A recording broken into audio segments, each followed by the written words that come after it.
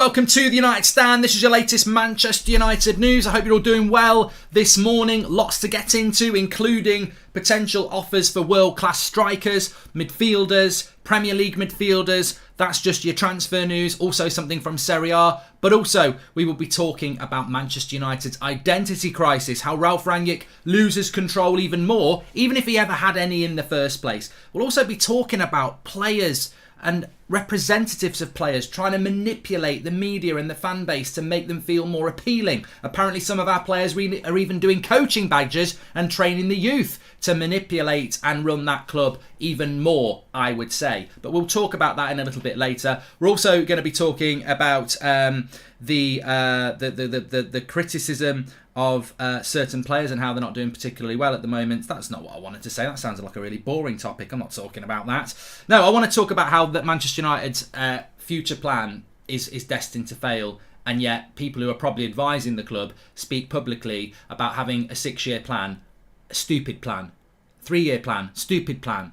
You know, it doesn't take that long. It's laziness. But first of all, let's hit. It's a morning show. It's a news show. I just want to give you the latest news. We'll fly through this because there's some important things I want to talk about. Also, somebody said to me this morning from our group chat, did you see what Rio Ferdinand said about being contacted by representatives of players asking them to go easy on him? Not surprised. Absolutely not surprised. I'd never really thought to say it, and I don't know why, but I was contacted 2 weeks ago by somebody very close to a senior player, and I'll give you the details of that in about 5 minutes' time when we spoke about the latest news, because, you know, ultimately I 100% agree that Rio Ferdinand probably was contacted. I bet a lot of other people have been contacted. Let's be honest, when we think about certain ex-players of Manchester United in the media over the last 3 years, we know they've got a cosy relationship with certain players. We know the likes of Pogba and De Gea and Martial get targeted and certain other players don't. So we know those conversations and WhatsApp relationships are going on. So we'll delve into that a little bit in a bit if you're interested in that. But is he going to name the name? Well, I don't need to name. Let me just say I won't need to name the name because the detectives amongst you will be able to figure out who it is very, very quickly. But look, let's get into the news. It's a news show. So Bild, which is a decent outlet in Germany, are saying that Manchester United are prepared to make an offer for Lewandowski if the deal with Bayern Munich for a new contract falls through.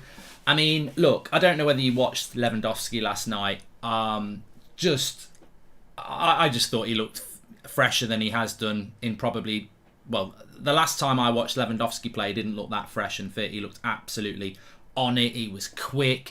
He was sharp. He just looked like the best striker in the world, which I think he is comfortably the best striker in the world. You know, Ronaldo's has dropped off this season. Harry Kane's very good, but he's had a bit of an up and down season. Haaland's been injured. For me, Lewandowski's just the best striker in the world. He's arguably the best player in the world. You know, I think with Salah and from the Premier League, and you know, you could argue maybe Mbappe or maybe someone from the PSG side, maybe someone from the La Liga, but I think Lewandowski's arguably the best player in the world. He just looks so good. Would I take him at Man United? Well, of course I would. But ultimately, United need a top-class striker, don't they? Cavani's going to go, and if you get Lewandowski, you're getting the best striker in the world. My big issue with this is, why the hell would Lewandowski want to come to Manchester United? We'll probably be in the Europa League, so that's the end of that conversation. He's also 34 in August, and I think, as good as he is, it's a big risk. We've seen with Cavani, we've seen Ronaldo, you know, all right, he might play for another 3 years, but also he'll probably get slower over the next 3 years. He'll probably pick more injuries up over the next 3 years. I love Lewandowski. I think he's absolutely brilliant, and I don't know what you think. I mean, I'm tempted to do a live poll, but I just don't. In fact, we would just do it anyway. It doesn't feel right, and I just hope that he says no, because I just don't think it would be very expensive, and it would cost a lot of money to do it, and I just don't think it's, you know, we know we need a massive rebuild. So Lewandowski, yes or no, is in the chat. We know we need a massive rebuild. Akshay says, morning Mark, want you to do a comprehensive show on what and how Man United should proceed for the upcoming project as a whole from the summer. Well, I'm sure we will be doing that, Akshay. Yeah, I think with regards to Lewandowski, it would be very difficult to justify spending that amount of money on a player that really is another short-term fix. And I'd almost throw Lewandowski into Ronaldo. I mean, I've said this about Ronaldo. If Ronaldo stays at the club next year, then he's he can't be part of the long-term project, can he? Because he's only going to be here for another year, and I think the same with Lewandowski. But the thing is, I can't not say don't get Lewandowski. He's bloody brilliant. He's amazing. He's the best striker in the world, in my opinion. But it would just be typical United to do something like that. You know, nothing against Lewandowski. Fantastic player. I think anybody would take him. But it just highlights what Manchester United is. And what is Manchester United? It's a club that thinks that there's a quick fix by spending a lot of money on a player. 80 million on Harry Maguire, 90 million on Paul Pogba, 74 million on Jadon Sancho. Let's get Ronaldo back. They don't think about how to build a football club. They think about how to build a brand. I remember the time where Rashford and Martial had to play in a front with each other, and if one of the two were out, they couldn't perform for some reason, says Zed. So yeah, that's on Lewandowski. Also, something from the Northern Echo, I think it is, which is close to Newcastle, saying that United and Newcastle are looking at Kamara. I mean, I don't believe this. I don't believe that we're looking at Kamara. We had a great chance to get him in January. He was available. Marseille just wanted to get any money. United said no. They said no to Rangnick. They wouldn't let him buy anybody. If we go for him in the summer, Newcastle will get him. Newcastle will be a far better... If we're in the Europa League and Newcastle stay up, which is looking likely on both counts, Newcastle will be able to offer him better money and a better future. And I think he'd choose Newcastle over us. So I don't see us getting Kamara. I think United are going to struggle to get any sort of player this summer that other teams want. We will sign players, but I think we will struggle to buy players that other clubs want because I just don't think we're very attractive. We're not. If you want a big social media account, we're very attractive, but I just don't think we'll be able to compete with the likes of Newcastle. They'll be a better run club than us. We've also been linked to Tielemans, but again, there'll be a lot of clubs looking at him in the Premier League and abroad. I imagine Liverpool might look at Tielemans. There may be other clubs in the Premier League that look at him. I think teams like Bayern Munich, Italian teams, La Liga teams will look at Tielemans. So again, he will be available for a reasonable price because I think he's got 1 year left on his contract. But again, I think United will struggle to get hold of him if other clubs want him because again, we're just not an attractive product. We're not. Unless you're focused on social media. And then the fourth player we've been linked to is Milinkovic-Savic, who we seem to have been linked to for about 10 years, but it's not that long.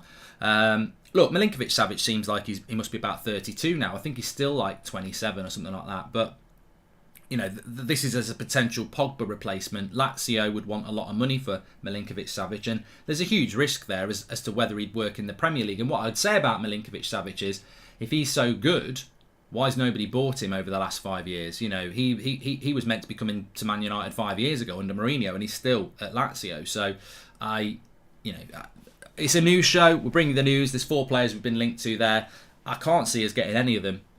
As much as I'd probably say I'd take 2, I can't see United getting any of them. If I'm absolutely honest, I really, really don't. And I think that we will buy players in the summer, but the type of players we buy, I just don't know. I think obviously the dream is that we'll still get Champions League football. That will help us a lot.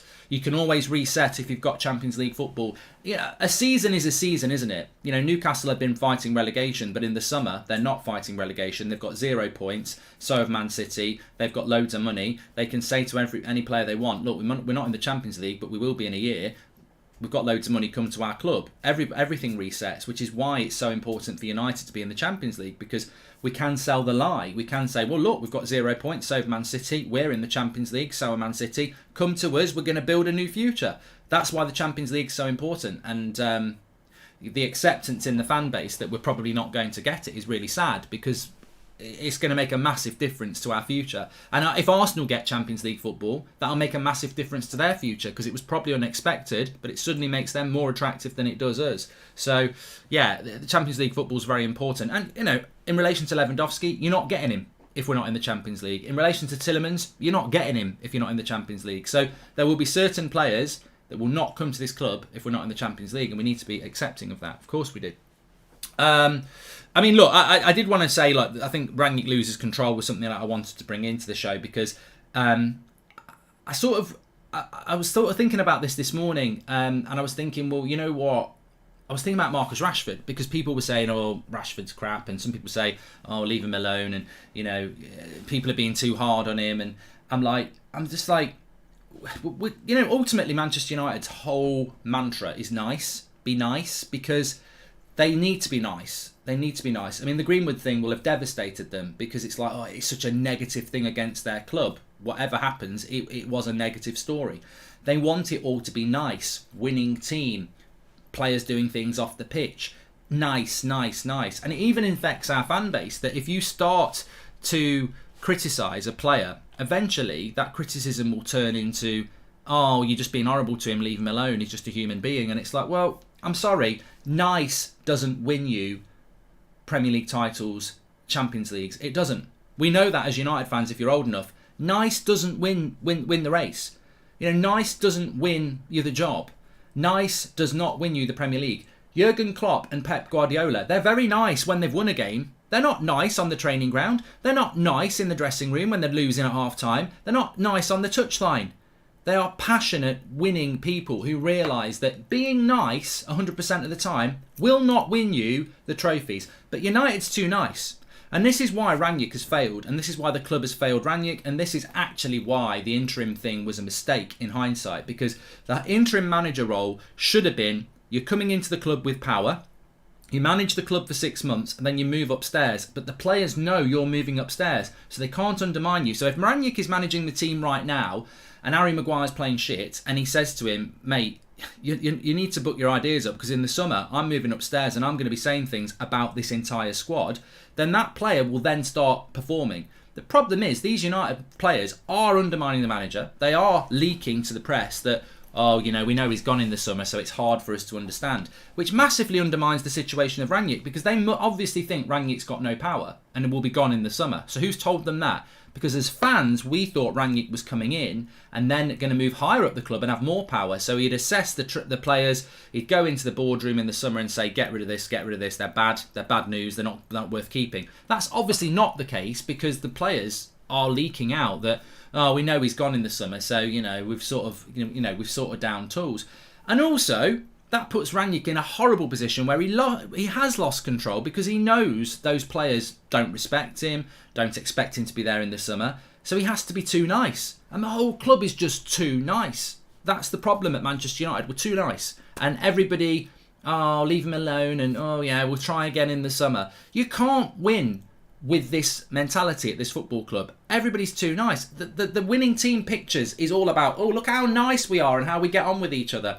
Man United promote this, because if you've got a training ground sponsor and you've got a first team sponsor and you've got sponsors for bloody everything from wiping your ass to brushing your teeth, what do you want? Nice. Everybody's got to be nice, because that's how you make money. Brands will back off people. We've seen it. We've seen it with what's happening in Russia and Ukraine. We've seen it what happened with Mason Greenwood. You'll see it with people like Kurt Zouma. Whenever there's a bad thing going on, brands go, we're out. We don't want to be associated with that. So United have to always promote this nice environment. But nice doesn't win you trophies. And this is why it's not even the players' fault. It's the club's fault. They've generated this nice environment. But the thing is, and the reason I was thinking about Rashford and it took me to this point, is that Man United needed a Conte. You know, Gary Neville can sit there on Sky the other day when Mika Richards is saying you should have got Conte, and he can start laughing condescendingly and go, oh, you don't know what you're on about. Man United, we're never going to get Conte. He's exactly the type of manager that Manchester United need. He might only be there 2 years, and he actually probably wouldn't win a title, but what he would do in that 2 years is just break it apart. He'd walk into that dressing room and he wouldn't be giving a shit about brands or being too nice. He'd go in and say, you're a bag of shit. You're a load of rubbish. You're not. I don't care. I don't care how many followers you've got. I don't care how much they paid for you. I didn't pay for you. I'm in charge. You're not playing. Get out. Get on the training ground. Come back next week. And if you play like that again, you'll be fucking out of this club. Get out. That's what the club needs. Proper leadership in that dressing room from the man who matters most, the manager. Now, people will say, oh, that, you know, you can't do that. This is what Sir Alex Ferguson did. You know, I saw a story this morning from, I think Andy Mitten had written it, and it was basically saying that Marcus Rashford, Harry Maguire, Jesse Lingard, Juan Mata, Lee Grant, they're all doing coaching badges, yeah? They're all doing coaching badges, and they're all helping out with the youth team. And I jokingly tweeted out, well, they're all screwed unless they listen to Juan Mata. I mean, bloody hell. What are they going to do? PowerPoints on how to get 10 million followers on Twitter? Or, you know, how to make a career when you're not that good? You know, I wouldn't want our youth players anywhere near any of them lot. What are they going to... You know, of course, they can give them a bit of advice, but It's power and influence. If those players are influencing the young players and the young players are looking up to them, it's just about solidifying your place within the club. Because when they get promoted to the first team, oh, they were like a manager to me when they were coaching them. It's all about brand exposure and securing your own position in the club. Power, power, power. Now you go back to when Manchester United were successful under Sir Alex Ferguson.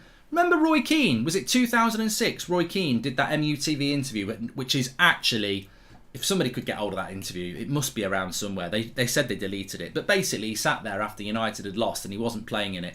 And he called out people like Darren Fletcher and I think Kieran Richardson and basically said they were shit, they weren't good enough. Sir Alex Ferguson found out about it, called him into the office, and basically it was the end of Roy Keane at Manchester United, one of the greatest players that we've ever had. And they basically got him out of the club. Roy Keane.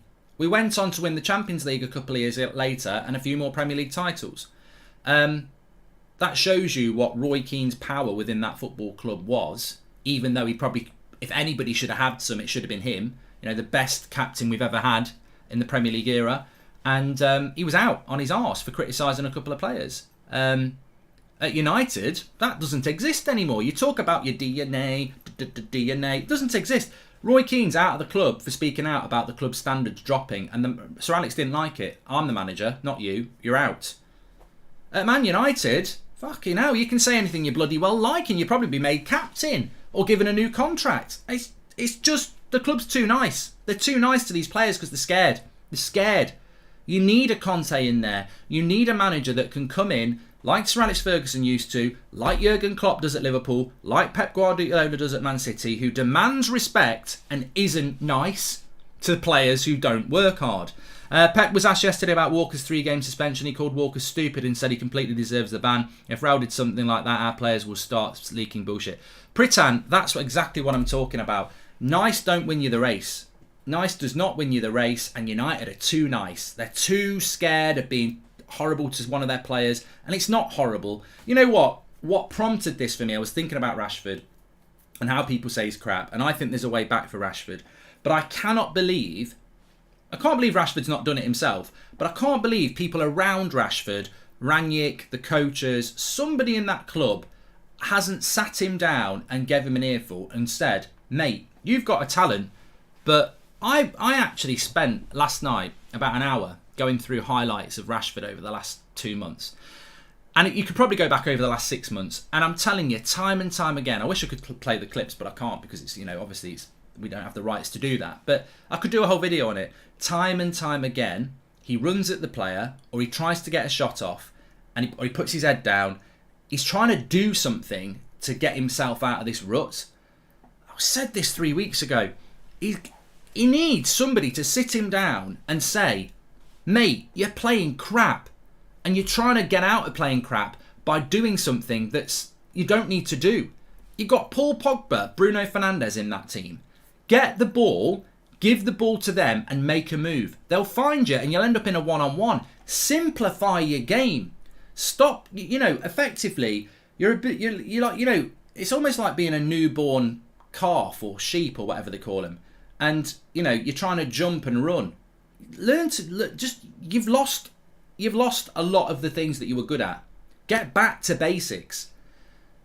I don't know whether it's the ego of the player. I don't know whether it's people don't dare tell him. I don't know whether he's got people in his ear. I don't know what's going on. But I look at footballers and I think, God, I'm not even a top level coach. I was on about McTominay last night. There's just things you could tell them. But do they want to listen and are they being told it? Rashford just needs to simplify his game. Get the ball, play the pass, make the move. You don't have to skip past 3 players and score a goal. You don't have to score from 40 yards. You might do it eventually, but are you going to do it the week? If Rashford scores a worldie against Spurs on Saturday, is he going to do it the next week? No, he's got to simplify his game. He's got to get back to scoring goals consistently. He's got to learn how to provide assists, but first of all, he's got to start scoring goals consistently. You think about the 2 goals he had off the bench in January. They were easy. Cavani crosses it, tap in, running through one-on-one against Brentford, good finish. Like, he didn't have to beat a man. He hasn't got to shoot from 40 yards. Simplify your game, mate. But it goes back to being too nice. Conte would be all over that. Why? Mourinho probably would have been all over that. He ends up outside the club. I was not Mourinho's biggest fan, but he wasn't nice. And he ends up out the bloody club. This club from the top has generated this nicey nice approach where everybody gets rich together from brands and exposure, but actually as a football club we will always fail because we're too bloody nice. It needs to stop. We need to be not nice, because that's how you win things. Liverpool are not nice, Man City are not nice, and running through that club, it's not all winning team hands together. You can be nice when you're winning, but you can't be nice on the quest to win, and we're too bloody nice. And you know why we're nice? Because we're brand specific, we're brand orientated, and for brands, you've got to be nice, you've got to get on. And this is why we're failing. From charting our team's anthems to mimicking opposition managers, what has this done to Mark? Says, I don't know what you're on about, Dowell. And Pep was asked yesterday about Walker's 3-game suspension. He done that one. And hi, Mark. I think personally Ralph has done a great job. We've played some great football at times. Big chances missed, not his fault. I would love Conte to be the next coach. I think Rangnick has done a good job, Andrew, but I think he's got no control. You know, it's all right calling the video Rangnick loses control. I don't think he had control in the first place, and I think he's losing more control as it goes along, because these players, for some reason, have been told that he's not going to be there in the summer. But we were all led to believe he will be there in the summer. He'll just be in a more powerful position above the manager. Well, the players obviously don't think that, because they're ultimately they down tools in the Manchester derby. So I blame the board. I blame the board on this. I really do. But also, the second thing I wanted to say is too nice, too slow. I'll go back to what Gary Neville was on about the other day on Sky, saying that United need a manager that's going to be here for the next 3 or 4 years. It's this bullshit that pisses me off as well. Nicey nice approach. If I went to work today and my boss said to me, we've got this really important project, we could get it done in 6 months, but we're going to do it in 3 years. Now get to work, everyone. What's your mentality going to be? Oh, I've got 3 years to do this. Easy street. We'll work on that tomorrow. We'll do it next month. Why does it take 3 years for Manchester United? Why is this always put out there by Manchester United or people who are associated with Manchester United and really don't know how to build a football club? 3 years, 6 years, what are you talking about? Oh, let's get a manager in and give him... Whatever happens, let's just give him 3 years. Even if he loses the first 10 games, let's give him 3 years. It's that stability. We need some consistency and stability at Manchester United. We do need some consistency. We do need some stability, but that consistency should be winning. You can't just get a manager and go, the mistakes they've made is... I mean, why have we made a mistake, by the way? Why is this the new buzzword to say United have made the same mistakes over the last 9 years? What they need to do is get a manager in, stick by him for 3 or 4 years and just see what happens. Solskjaer had 3 years. Mourinho had 3 years. Van Gaal had 2 years. They were all correctly sacked. You don't solve a problem by... Would it have been the right thing to give Ollie another year? Bullshit. Would it have been a good idea to give Mourinho another year? No. Would it have been a good idea to give Van Gaal another year? Nah, probably not. That is not the way. That is not the way to do it. And I would always point to the fact that Man United are too slow and they're too nice. And the reality is it comes back to being too nice again.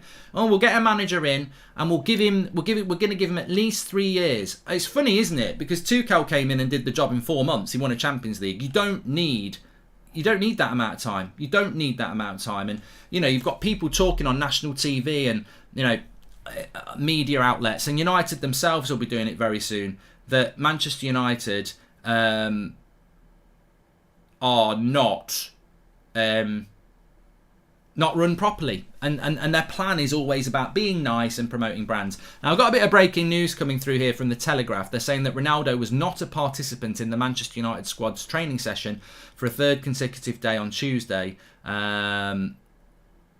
And Manchester United have not yet commented on whether the trip to Portugal the weekend was sanctioned by the club. I would love to know who has written that, because if it's come from Ducker, forget it. Forget it. I've got no interest in that story at all. If it's come from him, very close to the club, this is to benefit the club. Let's all put it on Ronaldo. The guy's injured. He's injured. Why is it big news that he didn't train with the main squad yesterday if he's injured? Like, what? Ronaldo didn't play on Sunday. Now, either Rangnick chose not to pick him, or he was injured.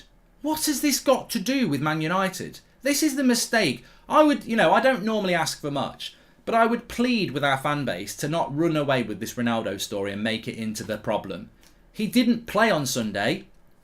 Players visibly down tools on Sunday. This is a distraction tactic. See it for what it is. It's certain people leaking certain information to certain journalists to muddy the water and take you away from what really happened on Sunday. 11 players went on that pitch and got humiliated, and some of them didn't even try. But we're going to blame it on a player who wasn't even there.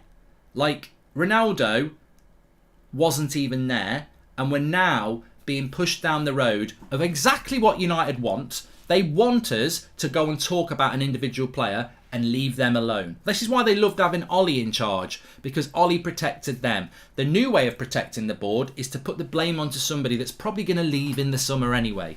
Don't fall for it. What has Ronaldo got to do with Manchester United's loss on Sunday, which was appallingly, disgustingly embarrassing? I'm not falling into this trap. Oh, he didn't train yesterday. We've got news that he didn't train yesterday. And he's not training again today. No, he didn't play on Sunday. Fucking hell. Do your job as a journalist and actually start looking at the real issues at Man United. Why do you never write stories about the debt? Why do you never write stories about dividends? Why do you never write stories about how much money Man United have wasted over the last 9 years? Why do you never write stories about this crap way that club is run? Well, because it doesn't work, does it? Because I can't do that. Because I'm being fed information. I can't do it. Man United have become a club where talents go to die. Read this in an article and I couldn't agree more. The near future is absolutely terrifying, Mark, says Alex. And that brings me on to something I really wanted to talk about, which is somebody mentioned to me yesterday that Rio Ferdinand had said that he'd been contacted by... look, Rory Saunders makes a great point. The media going in on Ronaldo but not Cavani. We literally have a striker who refuses to play for the club, and yet we're going in on Ronaldo. It's just absolute... It makes me want to throw up. I said this yesterday and I'll say it again. People moan about fan content. Where would we be without it? The media is manipulated, the players are manipulated, and the club is manipulated. They're all at it together. And 20 years ago, that was we'd be waking up to that. We wouldn't be able to talk, really. We can all talk now. And I'm just disgusted. I'm absolutely disgusted by the spin of that bloody football club. It makes me want to throw up. Every bloody day, I wake up and I'm not in a terrible mood. I start reading about stuff and I think, what a horrible, horrible football club it has become.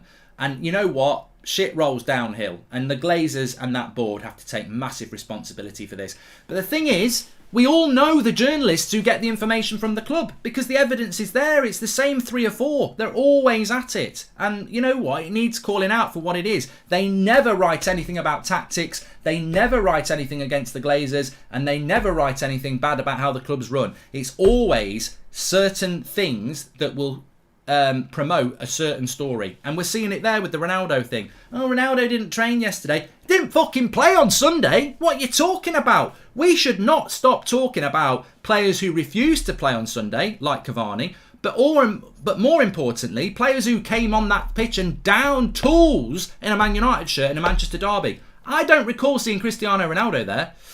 Do you think Man United should sign players on loan with obligation to buy like many Italian clubs do? Ramo, wrong question, wrong time. Give me some players. I'll give you an answer. I'm not moving off what I want to talk about here. Players with loan obligation to buy. What good players are we going to do like that? The reason they do it in Italy is because that doesn't really happen in the Premier League. That doesn't happen in the Premier League. So I don't really understand how that would work. What we're going to get Lewandowski on a loan obligation to buy. We're going to get Tielemans on a loan obligation to buy. It's a certain type of player that doesn't really work in the Premier League. Anyway, look, let me just get rid of Michael Uttin, who's an idiot. There you go. So, stay on topic. So, yes, Rio Ferdinand came out and said that he'd been contacted by representatives of players telling him to go easy on them. Now, this doesn't surprise me. I don't even think it's breaking news, effectively, because we've seen in the media... What's your top 5 training ground selfies this year, says Jake. Mate, he's just trying to wind me up. But we've seen this year, and we've seen it for probably the last 5 years, that certain ex-players in the media protect certain players but go in on other players. The bias is ridiculous. You can see it. They'll go after a certain type of player and they'll protect a certain type of player. It's even happened with managers. They'll protect a certain manager, but they'll go in on another manager. And ultimately, you can describe that in many different ways, but the bias is definitely there. So I wouldn't be surprised. I'd be stunned. Rio Ferdinand's an ex-player of the club. He's in media. I guarantee he's probably got WhatsApp numbers and relationships with certain Man United players. So it wouldn't surprise me if people are contacting him and asking him to go easy on the players. Now, fair play to him if he's not going to do that. I mean, he finally said something about Harry Maguire last week, didn't he? About 8 months too late, but he's done it. You know, I haven't really heard anybody else doing it, so I'll always applaud that. But I did want to say that I actually got contacted by somebody close to a Manchester United player a couple of weeks ago. Now, I'm not going to say who it is because that's just a bit bitchy and unprofessional, and I don't feel like doing that. But effectively, they said to me that I can't remember what the exact words were, but it was something along the lines of it wasn't a threat or anything like that. It was an observation, and it was basically along the lines of you need to grow up, mate, or something like that. It was a conversation opener, really. It was something along the lines of you need to grow up, mate, or something like that, which many of you might agree with. I mean, it was longer than that, but basically it was saying your criticism's unfair, you need to grow up, mate, something like that. I can't remember. To which I replied and said, I've been watching football for over 35 years. I've been to games all over the country. Not been to many in Europe, to be fair. I'll put my hand up to that. Been to games all over the country. Been watching football religiously for 35 years. Every game I've been to, every match I've watched, even before social media, I've been on fan forums. Fans have always, in my whole life, and it was worse. It was actually worse in the late 80s, early 90s when I go to games, because actually football wasn't as family friendly as it is now. Players have always got abuse. Always got abuse. It's not personal. It's about their footballing ability, and that's what it is. And ultimately, if you or your player has a problem with that, then they're more than welcome to contact me privately and we'll have a chat. And you'll realise it's nothing personal, it's about football. Never replied to that, because basically I think what the reply they were looking for was when they say, you know, you're out of order, you need to grow up. I think they were expecting oh, I'm really sorry, can I have a signed shirt or something like that? I think that's probably the reply they normally get. And that's probably the sort of reply they were looking for from Rio Ferdinand or something like that. Oh, I'm sorry, mate, don't worry about it, I will do that. And a lot of people would do that. They'd be, oh, God, I can't believe it, I'm being contacted by somebody who's close to this senior player. But if they want to have a chat off the record about, you know, it's not personal, absolutely fine. It's not personal, it's never been personal. This is about my life in football, probably your life in football as well, which goes back to what we said before, too nice. Not going to be fucking nice. Not going to be nice about players who don't deserve to play for the shirt. I may as well stop watching football. I don't get it. I think we live in a society where, you know, people can't deal with constructive criticism. Oh, I'm just here trying to make money, getting followers. You know, that's what I'm trying to do. No, you're playing for Manchester United. Been watching Manchester United for many, many years, and there are standards at this football club. Been in Old Trafford many times and seen club legends jeered and, you know, not booed, but, you know, people have got on their back. As I said, used to go to Old Trafford quite regularly in the early noughties, and Ryan Giggs would get shit. He would, and only people who were at the ground then would know that. You know, and they would, and loads of people have said that to me. Yeah, I remember that, and he did. He used to get shit because he'd try and take too many players on and lose the ball. So it's always been the case. Players have always got shit. That's the way it's meant. That's the way it is, and that's the way it should be. Because ultimately, if you want to win, you need to kick up the arse every now and again. So does not surprise me. And you know, they can't engage when you go back at them. I didn't get a reply. I gave a very polite and constructive reply. Didn't get a reply, because ultimately the reply they wanted was, I'm really sorry, I won't do it again. And then I probably would have got, yeah, make sure you don't. Piss off. We're talking about football and we're talking about Manchester United, and I'm not interested in, I mean, fucking hell, putting effort into trying to stop people talking about how crap some of these players are. Put some effort on the pitch and then we'll just say you're playing really well. Nothing would please me more if some of these players started playing really, really well. You know, nothing would please me more. I really do not want to see us sell any player. We need to, but I don't want to. I'd love it if they were good enough, and I'd praise it. And I would never say the words this. I'd never say these words. Oh, I've got proved wrong. There's no player that's going to turn it around and prove us wrong. You know, I'm not going to name players because it's not fair on this point, but if a certain player started playing really well next month and for the next year, they would get the praise they deserve. But I would never accept that, oh, they've proved us wrong. They haven't proved us wrong. They've been absolutely disgusting for the last few months. Turned it around, yes. That's where the praise would be, and I would be the first one to stand up and applaud it. And I'd go, you know what? Unbelievable. They deserve all the praise. They were in a right hole. They were playing absolutely terrible. Didn't think they had a Man United future. Didn't think they were good enough for United. But from that point, they've turned it around and shown that they can do it. They're all, as I said, it goes back to what I've said many times. They're all too nice. They're all too focused on themselves, and there's no leadership in that dressing room. There's nobody who knows how to win, and there's nobody who's willing to listen, and there's nobody who can take criticism in that dressing room, really. They can't, and we've promoted that as a football club. Do you reckon United are going to go down the AC Milan route, a former giant that is going to plummet for a long time? See, Sab, somebody said this to me last night. I can't be arsed with excuses. You know, with the new AC Milan, with the new Liverpool, fucking get in the bin. I'm not interested in new AC Milan or new Liverpool or new Arsenal. We're Manchester United, not new anything. New something makes it sound like there's an excuse. There's not an excuse for where we are. We're not the new anything, because you subconsciously allow it to be an excuse. If we're the new AC Milan, or at least somebody else has done it. No, we are not the new AC Milan. We are not the new Liverpool. We won a title 9 years ago, and we've never been close to winning one since. And the reason for that is the ownership and the board, who've pumped £1 billion into the club that may as well have been thrown on a bonfire because nobody knows how to bloody recruit. They're all mates with each other. They helped each other buy the club, and now they're helping each other to bury the club. And that's the thing. The only difference between buy and bury is an R, and that's what they've done. Buy and bury. They're burying this football club.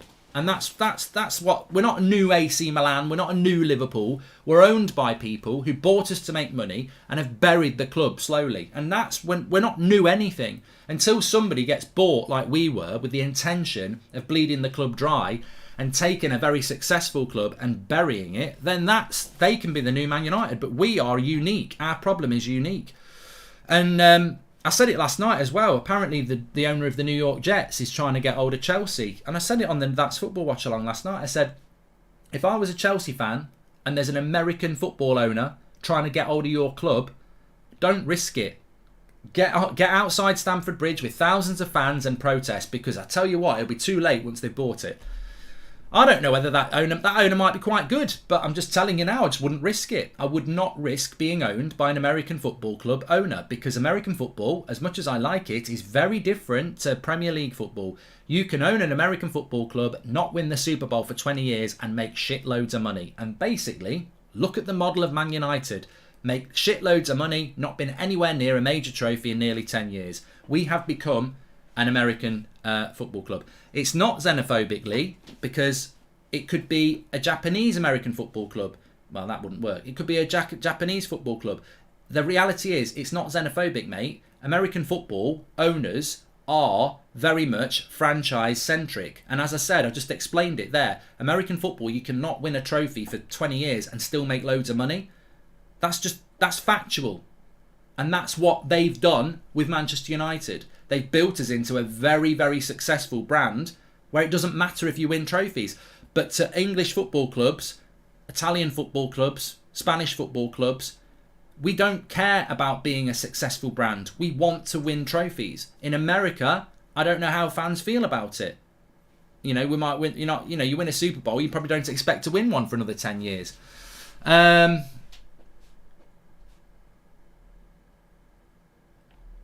We're not a football club, we're a business. All the issues we are facing now is down to bad recruitment of players and managers, says Mr. Unapologetic. Well, I'm not going to get into this, by the way, but the reality is that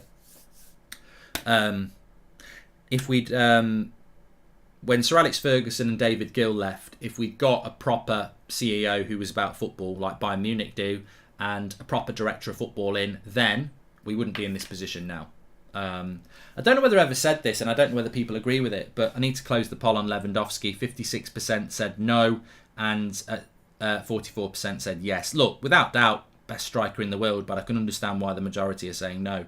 I don't know whether I've ever said this, but I've certainly thought it a few times, and I'm sure many of you have, but you might disagree. No trophy, no major trophy, no title race for 9 years. We can blame the players, of course we can. We can blame the managers that we had, of course we can. But the single biggest mistake will always go back to the top of the football club. When Sir Alex Ferguson and David Gill left, we brought in Ed Woodward, who helped the Glazers buy the club. What they should have done, if they were a football club, is put mates' rates aside, put the fact that he's business-minded. We should have brought a CEO in who knows about football, and we should have brought a director of football in who knows about football. We didn't. We didn't. We let Ed Woodward and his mates run that football club for 9 years, and it got ran into the ground with the Glazers say so. And that was the biggest mistake we made. As soon as Sir Alex Ferguson retired, we decided we're going to be a brand and not a football club anymore. And I think we were a brand before that, to be fair, but Sir Alex Ferguson was experienced enough that he'd lived through the transition from football being about football to football being about making money. And he bridged that gap really well. I mean, you think about the promised land in the early noughties and Vodafone and all that. And, you know, that United started making a lot of money after 99. And it continued. And Sir Alex Ferguson knew how to steer the ship to be towards football, but also make money. As soon as Sir Alex Ferguson left, you know, there was no one to steer us about football, and it all just became about money. And ultimately, that's what it is. It was like two paths. Under Sir Alex, we made a lot of money, but we were good at football, and he was very good at that. As soon as he retired, that one stopped, and this one carried on, and it's just all about the money now. Anyway, look, I've got a cracking video coming for you at 2 o'clock, by the way. It's not either or, it's head-to-head, and it's one you've been asking for a while. In the series so far, we've done Ronaldo Cavani, we've done Maguire Lindelof, we've done Shaw Tellez, we've done McTominay versus Fred. This is the best one I've ever done. It's so good I'm going to do it live, because I think there are some live conversations to have about it, and it will be at 2 o'clock. Head-to-head, two players. I think you're going to really enjoy it. All I'm going to say to you as a bit of a trailer is stunned. I'm absolutely stunned as to how this player has played as much this season when you compare them to the alternative. It's ridiculous. And the alternative has played Premier League football this year and is miles ahead. Absolutely miles ahead on every level. It doesn't make any sense. And it actually makes you, well, we'll talk about it at 2 o'clock, but it actually makes you think two things. It makes me think two things. One, the things I'm looking at are quite deep dive, like what scouts should be looking at, what coaches should be looking at. So it's not like, how far did he run or anything like that. It's technical stuff. So I can't understand why the coaches wouldn't be picking this other player. The second thing is this about the bias that we think may exist in that club, that we've heard about in that club? Teachers' pets, favouritism, not willing to rotate players. So we'll talk about that at 2 o'clock. I think it's going to be very interesting. Some of you have got it right. It's not Maguire. We'll speak to you about that at 2 o'clock. Looking forward to it. Please smash a like on the video, by the way. I think people forget to smash a like on the video anymore. I don't think I ask for it. But please do smash a like on the video. Make sure you subscribe, and I will see you at 2 o'clock. Thanks, everyone, for watching, and take care. I'll speak to you in a bit.